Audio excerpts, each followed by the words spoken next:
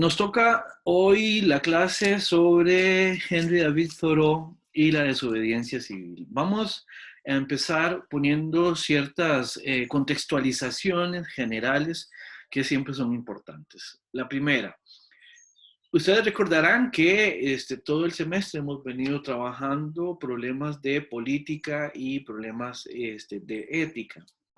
En esta segunda parte del módulo hemos visto también, o mejor dicho, en este segundo módulo, en esta segunda parte del curso, hemos venido trabajando con, también con problemas, digamos, particulares, con problemas específicos que son llamativos, digamos, para ir relacionándonos con estos temas.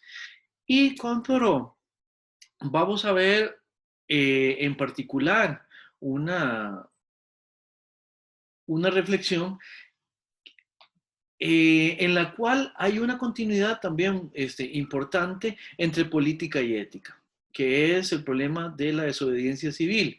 Porque si ustedes lo ven, o si ustedes lo notaron, obviamente el problema de la desobediencia civil para Thoreau es uno en el que se combinan ambos ámbitos, el político y el ético, ¿verdad? Obviamente, el problema de la desobediencia a la autoridad o el problema de la generación, tan siquiera, de una autoridad que obedecer es algo que hemos venido viendo a lo largo del semestre desde que empezamos a ver los contractualistas, ¿verdad? ¿Cómo es que nos ponemos de acuerdo a propósito de qué cosas tenemos que hacer como grupo para garantizar precisamente esa supervivencia del grupo? Bueno, con Thoreau tenemos una reflexión que nos dice, bueno, ¿y qué pasa si de pronto lo que hemos decidido como grupo, eso que estamos tratando de presentar como grupo, individualmente me resulta problemático o le resulta problemático a algún individuo? O aquí ya podemos incluso traer a colación a Rancière y a... Bueno, empecemos por Rancière, que es el que nos habla también de ciertas minorías. Eso también lo podemos ver con el texto de Bobbio, que tuvimos la clase pasada. ¿Qué pasa cuando ciertas minorías o ciertos individuos particulares se ven afectados, digamos, no se sienten tampoco representados por las decisiones que como grupo hemos tomado? ¿Verdad? Eso es un problema posible y habría que ver cómo reflexiona, digamos, en este caso, este autor a propósito de eso. Entonces, empecemos por una introducción general a propósito de quién era Henry David Thoreau. Henry David Thoreau, yo les decía, era un pensador de Estados Unidos. Es un personaje muy particular, digamos. Su biografía es muy peculiar, ¿verdad? Fue formado en Harvard. Él estudió en la Universidad de Harvard. Sin embargo, a Thoreau le costaba mucho encajar, digamos, en todo lo que son estos procesos académicos, en todo lo que son los procesos, tal como generalmente se piensan dentro de cierta, lo voy a decir mal, dentro de cierta normalidad, digamos. Se esperaría que alguien formado en Harvard en la época simplemente le diera seguimiento, digamos, a esa profesión. Sin embargo, Thoreau, aun cuando fue muy estudioso, aun cuando le gustó lo que estudió en Harvard, él, una vez que terminó su formación, siempre anduvo buscando caminos alternativos, ¿verdad? Entonces, se sabe que él estudió cosas relacionadas con letras. Muy probablemente estudió los clásicos no, de hecho eso se sabe, estudió los clásicos en Harvard, pero estudió como para tener una profesión como maestro, como formador, como docente, cosas por el estilo, ¿verdad? Y sin embargo, él a lo que se dedicaba era hacer mediciones de terrenos, algo así como lo que haría hoy un topógrafo, ¿verdad? También se encargaba de darle mantenimientos a ciertas cosas en su familia. Tenían una fábrica de lápices y en algún momento él se metió a la fábrica de lápices y mejoró de manera muy importante el procesamiento de la fabricación de los lápices, por ejemplo, ¿verdad? En algún momento se metió también a maestro, pues, se metió para maestro en 2 ocasiones. En algún momento de manera individual, o sea, fue y pidió trabajo en una escuela, no le gustó la experiencia. Entonces después, más adelante, fundó una escuela con uno de sus hermanos y el experimento resultó ser bastante exitoso, pero no fue terminado por razón de la desgraciada muerte del hermano de Thoreau. ¿Verdad? Una vez que el hermano se retiró, la escuela cerró y Thoreau nunca volvió a ser maestro. También era conferencista, ¿verdad? Se encargaba de dar charlas a propósito de temas que eran importantes para la comunidad en ese entonces. De hecho, el texto que ustedes tuvieron que leer, el de desobediencia civil, es uno de los textos que él prepara así para publicarlo en como una especie de periódico, en revistas, digamos, y también eso le servía como base para conferencias que él daba por aquí, por allá, ¿verdad?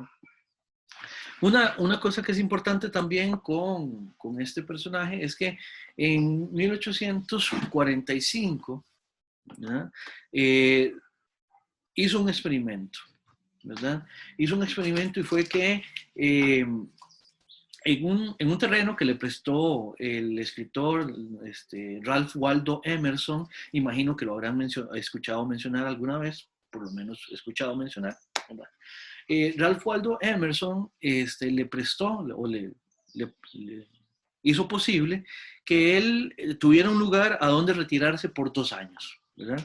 Entonces, él lo que hizo fue que en esta propiedad que estaba a las orillas de un lago, una lagunita que hay en Massachusetts, que se llama Walden Pond, él se fue y ahí construyó una cabaña en la que vivió durante 2 años y 2 meses, 2 años, 2 meses y 2 días, según lo relata en el libro que escribió después de esto, ¿verdad? Cuando él hace este experimento, básicamente lo que está es tratando de hacer lo siguiente. Él se baja a la cabaña a vivir un poco alejado de la ciudad, estaba más o menos a 2 millas del vecino más cercano, ¿verdad? Y él lo que trata de hacer es ir a ver si él puede sobrevivir agenciando su supervivencia por sus propios medios y ver más o menos cómo le va. ¿Qué quiere decir esto? Que obviamente a esa cabaña que construyó a las orillas del lago Walden se llevó solamente lo necesario y durante esos 2 años él mismo cultivaba algunos alimentos con los cuales sobrevivir. Según su relato, lo que sembró fue judías, o sea, frijoles, un tipo de frijol, y sembró papas, sembró otras cosas que él podía comer preparándolas pues ahí en medio del bosque, ¿verdad? Durante esos 2 años él bajaba al pueblo, o no sé si bajaba, pero en todo caso viajaba al pueblo, se trasladaba al pueblo a seguir viendo a alguna gente, a atender alguna reunión, también a comprar insumos que él no podía fabricar en su retiro, como tinta y aceite para la lámpara, según menciona en el mismo texto, ¿verdad? Pero el experimento consistía en lo siguiente. Trató de ir a ver cuáles eran sus necesidades más elementales. En este sentido, tratar de ver cuáles eran esas cosas que en última instancia, si no las satisfacía, no podía hacer otras, ¿verdad? Si por ejemplo, ¿cómo hace uno para satisfacer su necesidad de comer? Esa es imperiosa y es evidentemente básica, ¿verdad? O cuáles cosas, digamos, son realmente necesarias una vez que uno ya se expone a ese aislamiento, por decirlo de alguna manera. Y él lo que quería era reflexionar precisamente para darse cuenta cuáles eran efectivamente las necesidades que demandaban de él atención, ¿verdad? O sea, vamos a ver, uno puede hacer el experimento de manera mental, obviamente, ya Eso como que de irse 2 años a vivir en una cabaña está un poco difícil, pero uno podría preguntarse lo que uno tiene alrededor o en función de lo que uno tiene alrededor, realmente qué le hace falta a uno para satisfacer sus necesidades a cabalidad. O realmente también qué le sobra a uno en relación con la satisfacción de necesidades. Thoreau hace ese experimento precisamente porque tenía la impresión, tenía la intuición de que nosotros tenemos acceso a más recursos de los que necesitamos para satisfacer las necesidades. Y que hacer eso de esa manera, en última instancia, lo que hace es que le mete una complejidad innecesaria a la vida. O sea, básicamente, lo que él estaba tratando de ver era que de lo que vivimos podemos enfrentarlo de manera más simplificada, ¿verdad? ¿Cómo podemos realmente satisfacer nuestras necesidades simplificando nuestras actividades al máximo y también simplificando la cantidad de cosas que tenemos alrededor, ¿verdad? Eso fue lo que él hizo en ese momento.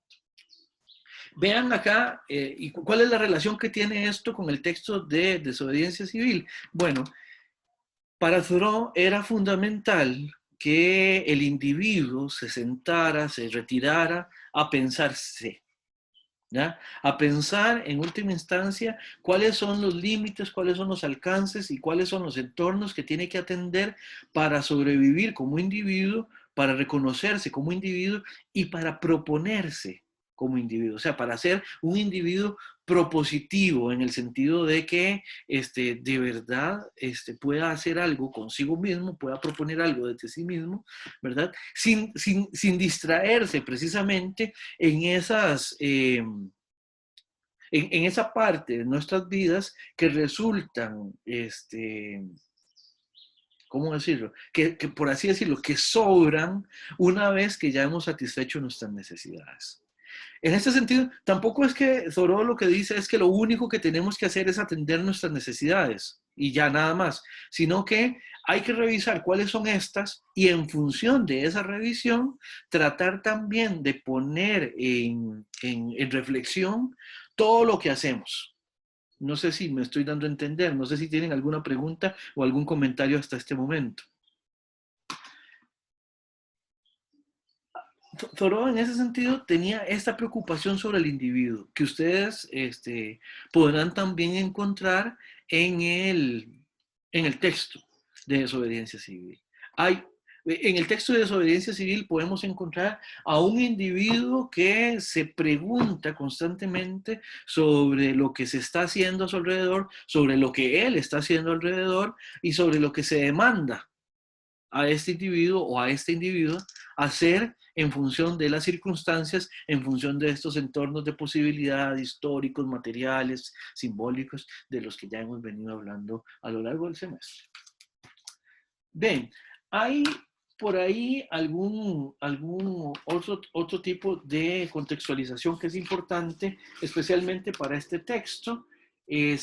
Por ejemplo, cierta contextualización de índole política, de índole histórica, ¿verdad? Entonces, teníamos en la guía de preguntas, teníamos una primera pregunta a propósito del contexto histórico general que se vislumbra en el texto y por qué tantas referencias de Thoreau a México y a la esclavitud. Entonces, voy a empezar a pedirles el apoyo a ustedes en relación con las preguntas que hemos ido, que presentamos en esta guía. Entonces, voy a empezar pidiéndole ayuda al grupo 6. ¿Habrá alguien por ahí del grupo 6 que quisiera ayudarme con la respuesta a esta primera pregunta sobre contexto? ¿Qué es lo que está pasando con México, con la esclavitud y precisamente en ese momento? Grupo 6. Hola, profe. Hola, hola. ¿Cómo le va, Sí, Alicia? bien, ¿y usted? Pura vida, pura vida. Con respecto a esa pregunta, si no me equivoco, en esos años en los que se publicó ese libro, Ajá. se desataba una guerra entre Estados Unidos y México. Ok. Entonces, a causa... ¿Sí? No, no, no, le iba a preguntar, disculpe que le interrumpa, ¿de qué años estamos hablando? Usted dice, ¿esos Ajá. años? ¿Cuáles años son? Ah, sí, de 1845, si no me equivoco. Es un poquito después. La guerra entre Estados Unidos y México empieza en el 46, del 46 al 48. Ok. Ajá, adelante. Sí, en los 40 y algo, yo me Eh, acordaba. así es, así es. La cosa es que, bueno, a causa de esta guerra, yo pienso que él se basó en todos los problemas que habían con el gobierno, que él mismo dice que se aprovechaba o demandaba a la población que hiciera lo que él dictaba. Entonces, se menciona una esclavitud de manera de que las personas actúan más como mecánicamente, haciendo lo que el gobierno dice y también sus militares, Ujú. este, simplemente no porque ellos tengan un pensamiento crítico o moral, sino porque el gobierno sí se los manda. Sí, efectivamente, Alicia, hay ahí una esclavitud que tiene que ver con esas imposiciones que son también de índole simbólicas y de índole sociales. Sí. Ahora, ¿qué pasa con la esclavitud en ese momento? Con la esclavitud ya como institución propiamente hablando.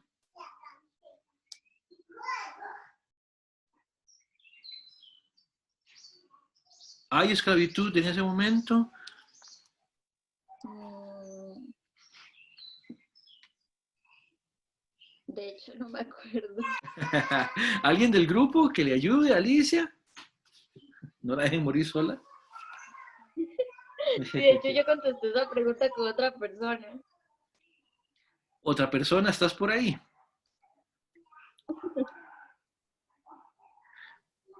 Bien, bueno, es un dato histórico, es un dato histórico.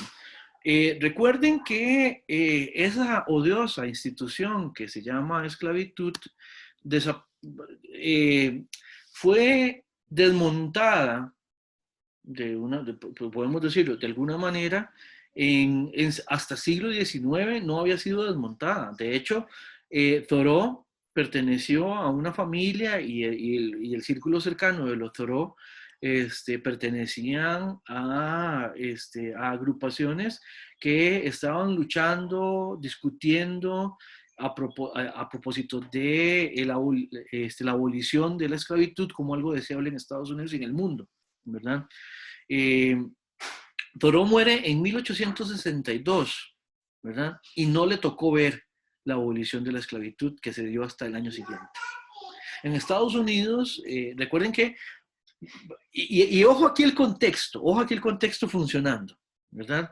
Una de las cosas importantes para la época es que esta guerra de Estados Unidos se sitúa dentro de un impulso expansionista de parte de Estados Unidos hacia lo que llamaríamos el resto de Latinoamérica. ¿Ya? Nada más hago una pregunta para ver qué me dicen. Este texto es de 1800, en 1849 fue publicado, ¿verdad? 1849. La guerra de Estados Unidos con México es del 46 al 48, o sea, vean a Estados Unidos ya yéndose hacia el sur. Y les voy a preguntar, ¿qué está pasando en la década de 1850 en Centroamérica en relación con Estados Unidos?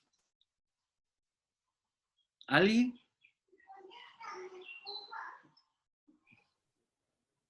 ¿No se acuerdan de un dato importante, histórico, que está pasando en América Latina, en Centroamérica, en la década de 1850 en relación con Estados Unidos?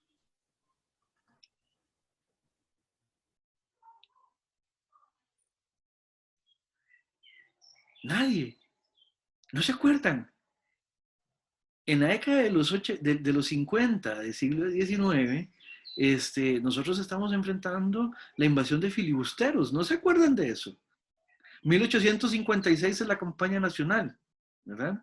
Este, Esto es lo que nos sitúa es frente a un Estados Unidos que está teniendo discusiones a propósito de cómo ampliar su área de influencia en el resto del continente. Es una preocupación geopolítica que tiene repercusiones en nuestra historia también. Vamos a ver, no sé si ustedes alguna vez escucharon en el colegio, yo lo vi, digamos, todo lo que era esto de la explicación del destino manifiesto, ¿verdad? A partir del cual la explicación política era más o menos la siguiente. Estados Unidos, que era algo así como un motor de progreso, y ellos se consideraban a sí mismos, digamos, como una fuente de progreso, digamos, acá en el nuevo continente y también en el mundo. Y ellos consideraban que como fuente, como lugar de progreso, ellos tenían también que hacer llegar ese progreso al resto del mundo. Y por supuesto que lo que les quedaba más cerca era todo lo que era América Latina. Cuando se da la guerra contra México, Thoreau y los detractores de la guerra contra México, lo que decían era que realmente Estados Unidos lo que estaba buscando con estas invasiones y con el expansionismo que estaba teniendo hacia América Latina era poder tener mayor lugar o una cantidad mayor de lugar a donde producir bienes, ¿verdad? Obviamente en función de mano de obra esclava, como tenían ellos todas las plantaciones de algodón en Estados Unidos. Hay un dato por ahí que es histórico, que es que Estados Unidos llegó a tener la mayor cantidad de población esclavizada, sin que haya, vamos a ver, el punto es es un dato compuesto. La mayor población de esclavos en una nación sin que haya tenido un impulso importante, que digamos la exportación de esclavos, se dio en Estados Unidos. Y explico el dato. Estados Unidos llegó a tener la mayor cantidad de esclavos sin que haya sido por ejemplo, el importador de esclavos que fue Brasil, por ejemplo. Pero lo que pasó en Estados Unidos fue que sí generaron una política y protocolos de reproducción de esclavos muy fuertes. De modo que entonces reprodujeron mano de obra a partir de la reproducción de las personas que estaban en esclavitud.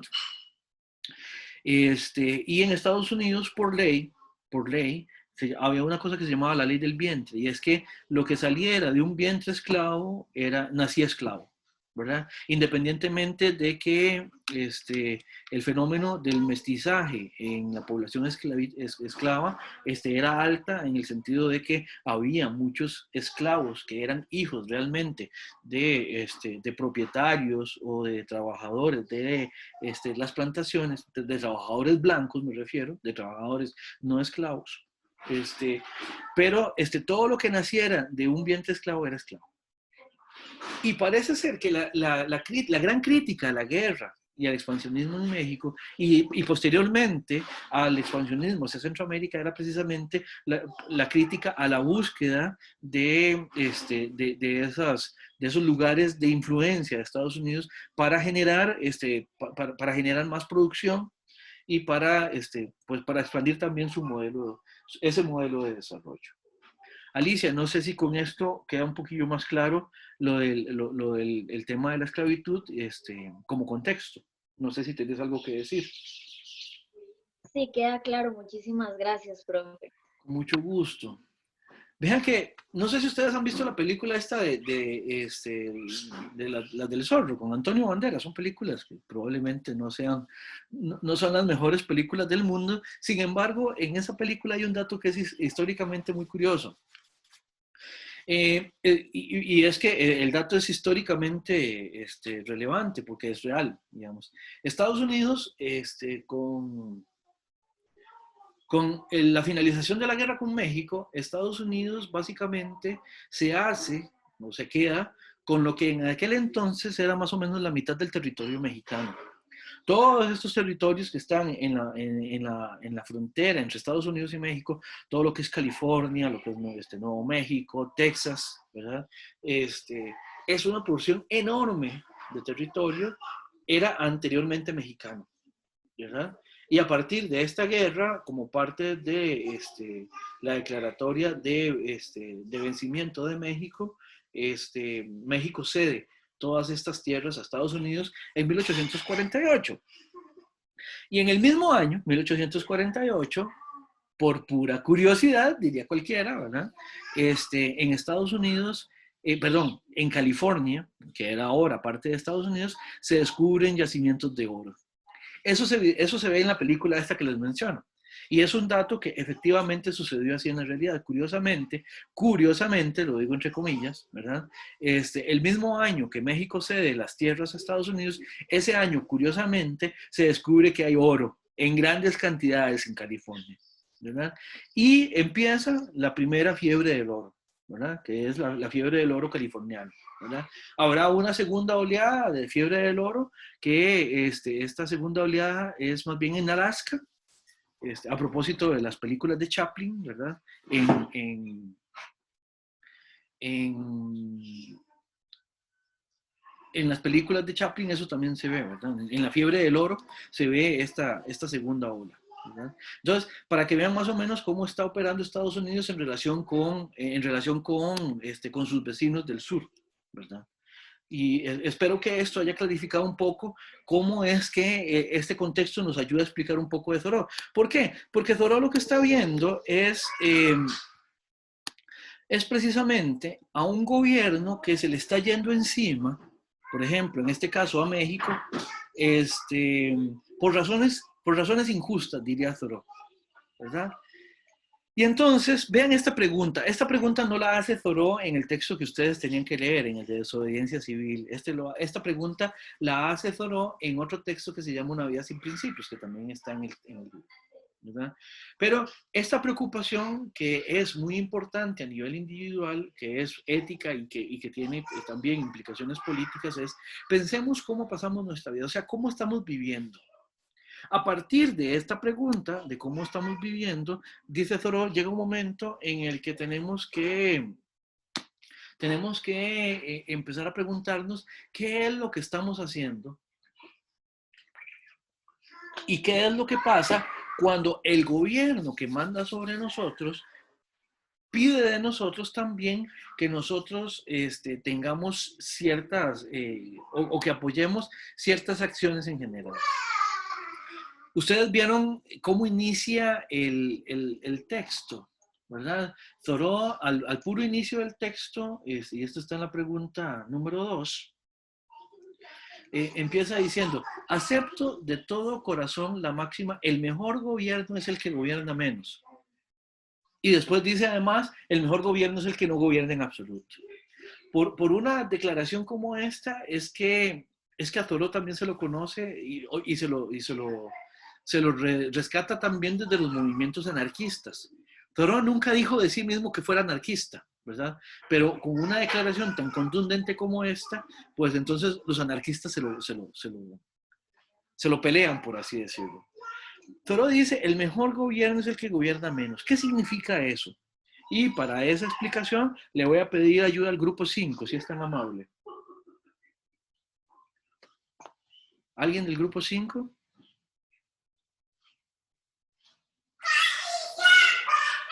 Bueno, profe, yo creo que él se refiere con esa frase de que el mejor gobierno es el que gobierna menos, como que, por ejemplo, el gobierno que se involucra mucho, un gobierno que se involucre mucho en el pueblo, a veces más bien es cuando surgen todas esas represiones y la violencia, y el pueblo prácticamente no tiene esa libertad de poder de poder expresarse o poder manifestarse. Entonces yo siento que el gobierno que gobierne menos es aquel que le da más libertad al pueblo de poder manifestarse o incluso poder participar en más asuntos que tengan que ver con la política, porque de hecho él en el texto también menciona que los pueblos americanos hubieran podido seguir bien si no fuera porque en el camino se interpuso un gobierno. Entonces siento que más o menos a eso se refiere. Ok, en la pregunta yo también les dejo ahí la inquietud de que propone Thoreau que se elimine el gobierno en este texto. No, no, en una parte él dice que no hay que eliminarlo, bueno, que él propone que no hay que eliminarlo, pero sí hay que cambiarlo de inmediato. Claro, sí, y en esa parte él dice, no que se elimine el gobierno, o sea, mi demanda no es que se elimine el gobierno, sino que aparezca un mejor gobierno inmediatamente. Ahora, esto hay que situarlo en función de esta preocupación individual que, es peculiar, digamos, en el pensamiento de Thoreau. Lo que yo les decía, un, un, un, una preocupación importante para Thoreau es cuál es el papel, cuál es el papel que deben cumplir los individuos en el entramado social en el que les toca vivir, ¿verdad? Thoreau hace ciertas consideraciones generales a propósito de la sociedad en la que vive. Entonces vamos a tratar de ver esto en relación. La primera es, Thoreau vive en siglo XIX y para Thoreau el siglo XIX está llegando al colmo del ajetreo, ¿verdad? O sea, ¿por qué? Porque a Thoreau le tocó empezar a ver una vida que empieza a acelerarse mucho, ¿ya? Yo no sé si a ustedes les ha pasado, ¿verdad? Pero conforme uno va creciendo, uno va sintiendo como que la vida se va acelerando. ¿Cómo decirlo? ¿Verdad? Cuando uno es niño, ¿verdad? A uno le dicen, tiene que esperarse ahí una hora, ¿verdad?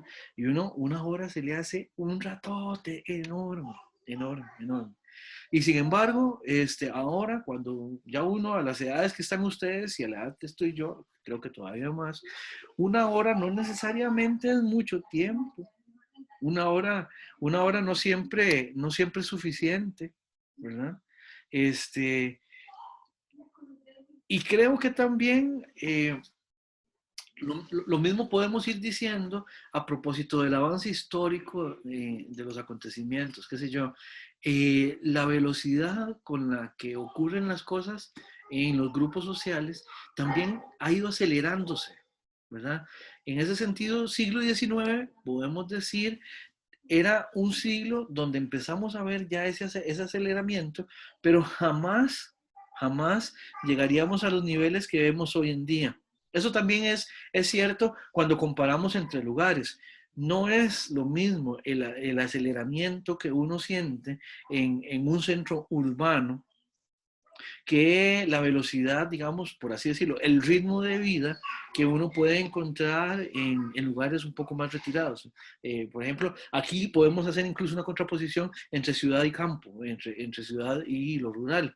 Yo no sé si alguno de ustedes es de campo, y si alguno de ustedes siendo de campo ha notado eso, o si alguno de ustedes siendo de ciudad ha notado eso cuando les ha tocado ir al campo, o pasándose a vivir de la ciudad al campo, lo que sea, no sé si tienen algún comentario a propósito de eso.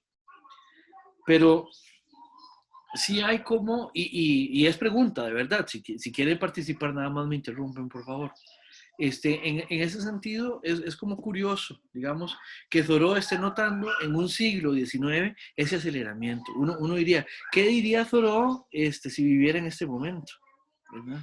A propósito de esa aceleración y de esa cosa que nunca cambia, que todo es vertiginoso, todo tiene que ser para allá. Por ejemplo, las comunicaciones. Ahora que nosotros estamos conectados mediante redes sociales, esa cosa de que en WhatsApp, si uno manda un mensaje, algo que se supone que es urgente, casi que uno está esperando que la persona esté ahí al otro lado contestándole como si estuviera conversando con uno así, a la pura par, ¿verdad? Ese tipo de aceleramientos, bueno, Thoreau lo empieza a notar en siglo XIX. ¿Qué pasa en el siglo XIX que acelera las cosas? Bueno, Estados Unidos empieza a experimentar un gran auge en relación con el progreso material. Y eso él lo evidencia en algunos textos, específicamente con la figura del ferrocarril. El ferrocarril de alguna manera vino a imponer en Estados Unidos, bueno, en el mundo en general, pero en Estados Unidos de manera particular, una manera más acelerada de vivir. ¿Por qué? Porque ahora todo tenía que ser cumplido por calendario, por fecha, por horas. ¿Por qué? Porque el ferrocarril llega a una hora y a una hora se va. y todo mundo empieza a estar en función de la hora de llegada de las cosas en el ferrocarril, porque es el que trae las mercancías, de la hora en que las cosas se van en el ferrocarril también ayuda mucho a las líneas de comunicación, es el ferrocarril también el que lleva correspondencia entre lugares, es el ferrocarril también el que se lleva las cosas que yo produzco, y entonces al horario del ferrocarril es mejor hacerle caso, ¿verdad? Y eso llega a imponer, y eso Thoreau lo reflexiona de esa manera, llega un momento en el que ahora, dice Thoreau, en el siglo XIX, en el que él le tocó vivir, ahora estamos siempre pendientes del reloj. ¿Por qué? Porque tenemos que cumplir con una hora. Bueno, hoy podríamos decir, nosotros estamos siempre pendientes del celular. ¿Por qué? Porque tenemos que ver cuántos mensajes nos entraron, de cosas importantes, digamos, de la universidad, que si de los cursos, o cosas de trabajo, o cosas por el estilo. Y ni qué decir también la manera en que, un poco en función de esta otra esclavitud que mencionaba Alicia, creo que era Alicia, ¿verdad? Del grupo 6. Yo iba a apuntar el nombre. Bueno, que menciona. Ok, perfecto, Alicia. Esa otra esclavitud que es simbólica. Por ejemplo, el hecho de que hoy en día uno ya sin el celular o no funciona del todo o funciona mal. Yo siempre hacía este ejemplo. Yo le preguntaba a los muchachos cuando las clases eran presenciales, yo les preguntaba, imagínense que ustedes van saliendo de su casa, van para la universidad o van para el trabajo, no sé, dependiendo las obligaciones de cada quien, pero imagínense que ustedes tienen que salir, ¿verdad? Hoy en día ese ejemplo pues está un poco desfasado porque uno en el mejor de los casos no sale o sale solo para lo imprescindible. Pero digamos que uno va saliendo de la casa, ¿verdad? Y ya está uno en el portón dándole llave al candado, ¿verdad? Y ya se monta uno en un taxi, en un carro, en el bus, y de pronto uno se da cuenta de que no lleva el celular. Es más, uno cierra el portón y da 2 pasos en la acera y se da cuenta de que no lleva el celular. Entonces la pregunta que yo les hacía es, ¿cuál de ustedes simplemente se encoge de hombros y dice, no, no pasa nada, dejé el celular, no pasa nada, ahí lo recojo cuando venga de nuevo? Y las respuestas eran apabullantemente mayoritarias en relación con que la gente decía, no, profe, así me atrase, así me deje el bus, yo vuelvo a abrir, yo me meto y lo busco, lo agarro y me lo llevo, porque yo no, ¿cómo voy a andar sin celular? Profe, para comentar aquí, la verdad Por es que, favor.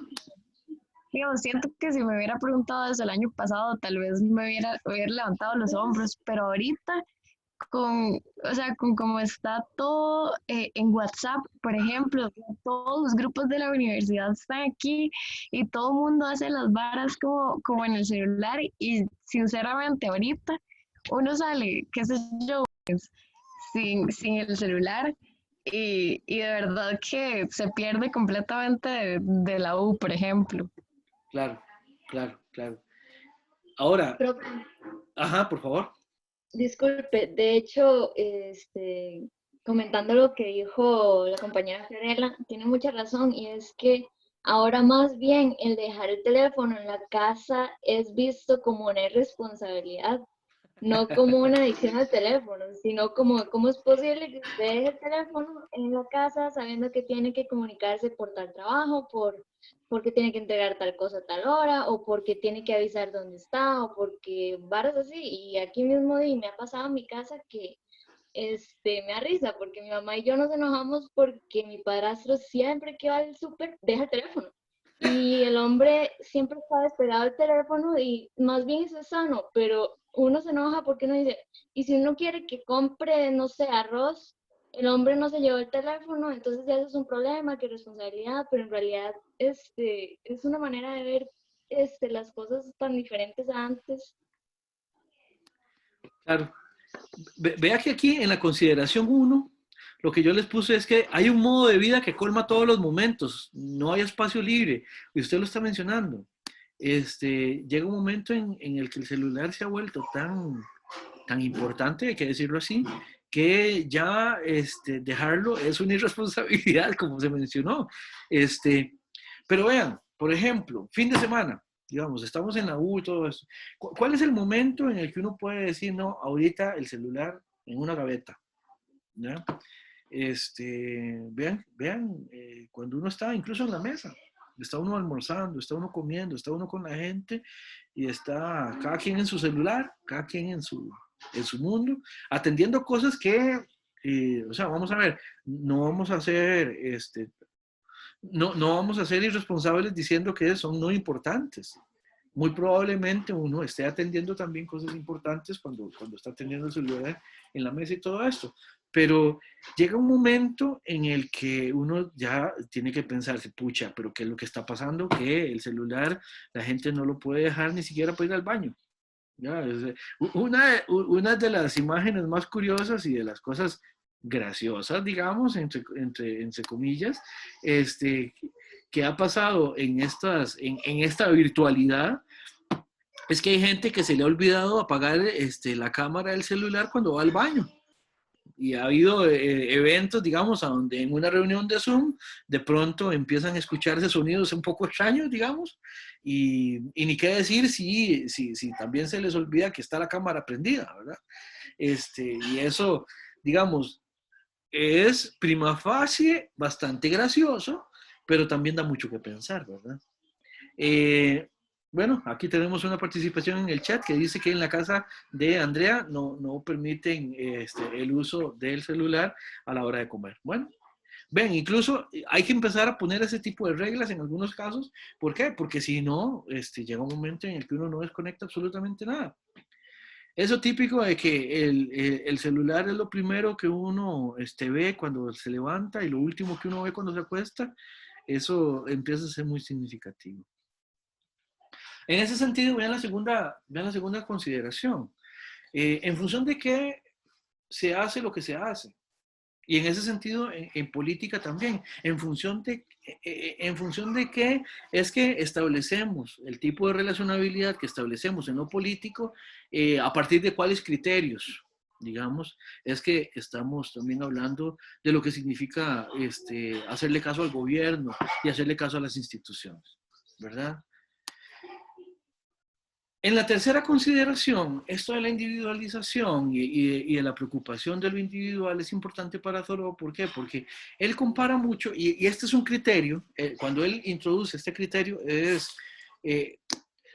está utilizando un lenguaje que es muy típico de las preocupaciones clásicas antiguas. En el sentido que antes la preocupación, digamos, a la hora de reflexionar a propósito de las reacciones y todo esto, tenía que ver con cómo conseguir la sabiduría, o sea, cómo saber vivir. Hoy en día esa no es una preocupación, al menos no es una preocupación en general, digamos. Uno no viene a la universidad a volverse sabio, ¿verdad? Y a uno no le interesa, digamos, en la universidad, digamos, ese reconocimiento a propósito de sabiduría, sino es todo conocimiento y si práctico, tanto mejor. O sea, si yo espero, ojalá en la universidad, aprender cosas concretas, ¿verdad? Divagar sobre política, sobre ética, eso mucha gente lo podrá considerar como una pérdida de tiempo, ¿verdad? Por ejemplo, a propósito de las discusiones que hay ahorita en la Asamblea Legislativa. Bueno, pues en un momento de crisis, pues por razones pragmáticas, la gente lo que hace es que recorta todo lo que no dé frutos inmediatos, ¿verdad? Y esos frutos inmediatos no necesariamente tienen que ver con una manera sabia de vida, sino con una manera de que se fija más que nada en lo efectivo, en lo productivo, ¿verdad? En nuestro contexto, eso lo podemos evidenciar a partir de, por ejemplo, los recortes en cultura y la presión que hubo para recortar también en educación, lo cual no se dio, o al menos no se dio como se quería al inicio. Pero bueno, eso es importante también para Thoreau. Y vemos esta consideración cuarta, que también me parece importante. Thoreau dice que cuando cesa la verdad surge una institución. Para Thoreau, verdad tiene que ver con la construcción de vida. O sea, ¿cuáles son las acciones que realmente me construyen a mí como individuo? Y cuáles no. ¿Cuáles voy a decirlo con una palabra que es fuerte, digamos, en filosofía? ¿Cuáles acciones de las que yo hago me enajenan de mí mismo? ¿Ya? O sea, vamos a ver. llega un momento en el que ya celular o no celular ni siquiera es una discusión que tenga que ver con uno. Ya uno ni siquiera le parece que es una opción. O sea, uno está obligado a tener un celular. ¿Ya? Y eso de repente causa problemas. ¿Por qué? Porque de repente tener o no tener un celular no es ni siquiera una decisión en el sentido fuerte del término decidir, sino que es algo a lo que estamos, por así decirlo, condenados, ¿verdad? Y eso es problemático para todos, porque obviamente y evidentemente eso dice mucho de nuestra forma de vivir y de nuestros parámetros de vida, ¿verdad? No sé si tendrán algún comentario a propósito de eso, alguna pregunta. ¿Está quedando todo claro más o menos? ¿Sí? Profe, Adelante. buenos días. Buenos días. Yo leyendo un poco de lo que proponía él, digamos, se me hizo muy similar por ejemplo, lo que es el superhombre de Nietzsche, pero no sé si serán similares en el sentido de que, bueno, en lo que yo entendí por concepto de lo que es la justicia y la injusticia para él, ¿verdad? Sí. Que él dice que parte de la justicia es, pues, por medio de la individualidad, ¿verdad? O el propio criterio, poder establecer como propios principios morales y a partir de ahí actuar bueno, sí, en pro de lo que yo considere correcto. Uh-huh. O sea, Sí. y creo que también se asemeja, ¿verdad? A lo que dice Nietzsche, de que pues es algo que se sobrepone a ya estándares, ¿verdad? Ya preestablecidos, donde yo lo configuro, ¿verdad? Uh-huh. Sí, hay autores que acercan a Thoreau con Nietzsche también, digamos, hay intérpretes que acercan a Thoreau con Nietzsche. Se parece en el sentido de que hay una propuesta fuertemente centrada en el individuo. Eso es definitivamente, eso me parece que la intuición que tiene a propósito de esa lectura que los acerca es posible, digamos, es una lectura que daría frutos, digamos, en ese sentido, precisamente por el papel, por la importancia que tiene el individuo, lo individual en las propuestas de ambos, efectivamente. Ahora, Thoreau no nos hablaría de un superhombre, de un sobrehombre, ¿verdad? En alemán, Nietzsche lo que habla es del Übermensch, ¿verdad? El sobrehombre, sí, el que es mejor en ese sentido. Thoreau en ese sentido creo que no genera ciertas consecuencias que genera el pensamiento nietzscheano a propósito de la diferenciación entre ese sobrehombre, ese superhombre y los demás, que en ese sentido Nietzsche sí es como muy... hace una diferenciación muy tajante entre lo que es la masa y el individuo, digamos, el individuo especial que es el sobrehombre, el superhombre, ¿verdad? En Thoreau esa distinción uno no la encuentra, sino que más bien lo que encuentra es la invitación para que todo mundo pase por esta reflexión. En Nietzsche, por ejemplo, hay más o menos la noción de que ese papel, digamos, de sobrehombre, de superhombre, más bien está reservado para pocos, ¿verdad? No todo mundo puede serlo. En Thoreau esa no es, digamos, no es una línea por la que él derive, digamos, sino que más bien es una necesidad para todo mundo. Esa sería tal vez una proximidad, efectivamente, lo individual y una diferencia en el sentido de que ahí sí todos los individuos tendrían las mismas capacidades, digamos. Y por eso la responsabilidad está presente en absolutamente todos y todas para Thoreau. No sé si con eso le ayuda un poco a esclarecer esto. Sí, gracias.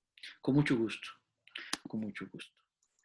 ¿Alguna otra pregunta o comentario? ¿Alguna duda? Si no, entonces podríamos hacer aquí la pausa. Tengo ya las 9:54 minutos. Entonces, hacemos la pausa de 10 minutos y volvemos a las 10:04.